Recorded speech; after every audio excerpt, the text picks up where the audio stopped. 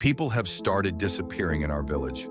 At first, it was just whispers, quiet murmurs at the market, hushed conversations near the well.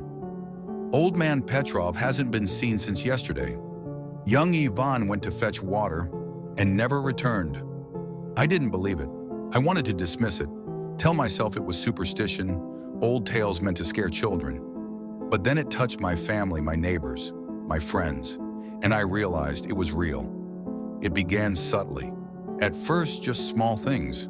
Footprints leading into the forest that vanished without a trace. Doors left unlocked even when I was sure I'd closed them. A faint smell of smoke mixed with iron drifting through the empty streets at night.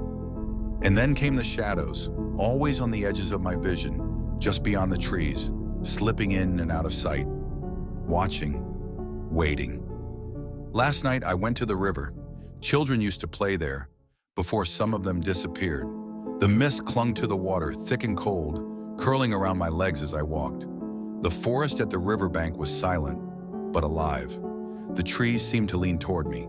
And then I heard it, a scream, sharp, desperate, human. My blood ran cold. I froze. My feet refused to move. My voice refused to call out.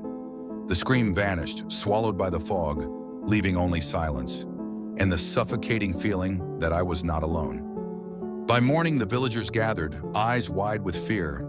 Maria, the baker's daughter, had vanished, her home locked from the inside. No signs of struggle, no broken windows, just gone. The only trace, a trail of mud leading from the back door to the forest, disappearing into the trees as if someone or something had simply swallowed her. People whispered about curses, about the forest itself being alive, hungry, patient. And I began to see them too. Figures moving at the edges of the village, shadows that darted between the trees at night. Watching, calculating. The council called a meeting. They tried to calm everyone, spoke of logical explanations, of missing persons who would eventually return. But I had seen enough. I had felt it. There is no logic here, only hunger and patience. The forest waits, and it learns. Tonight I sit by my window listening. The wind shifts, carrying whispers that are not from the trees. The shadows outside twist unnaturally. My candle flickers, throwing grotesque shapes across the walls. And then I see it, a figure taller than a man, moving with a disjointed grace between the trunks. It stops, tilts its head toward the village, and I know it is counting, choosing, hunting. I remember the faces of the missing, their homes, their laughter, their fear frozen in the last moments before the forest claimed them. And I know now, it doesn't make mistakes. It doesn't rush. It waits, patient, inevitable, relentless. The air grows heavier. My heart pounds. I hear footsteps outside my door, soft, deliberate, breaking the fragile silence of night. I want to look. I want to run, but I can't. I am rooted in terror, watching shadows deepen around my home, watching the forest's hunger grow. The village is changing. People lock themselves indoors, but the hunger does not need doors. It slips between them, unseen, unstoppable. Windows rattle. The wind whispers my name in tones I don't recognize. Eyes that glint in the darkness follow my every movement. And I know, when it comes for you, hiding will not save you. Running will not save you. I clutch the door. I whisper prayers I don't believe.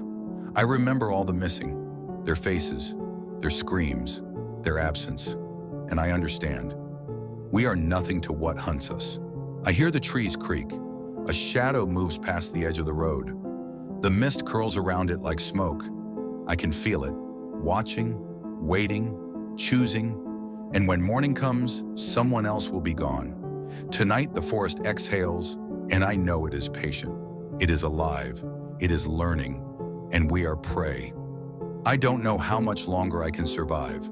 I don't know how much longer anyone can. The village is shrinking, disappearing, one soul at a time. And I know it will not stop until the last of us vanishes. I hear footsteps again, soft on the roof, in the yard, in the shadows just beyond my window. My candle trembles, my breath catches, My heartbeat pounds. The night waits, the forest waits, and I know with unbearable clarity that tonight it is watching, and tomorrow someone else will be gone.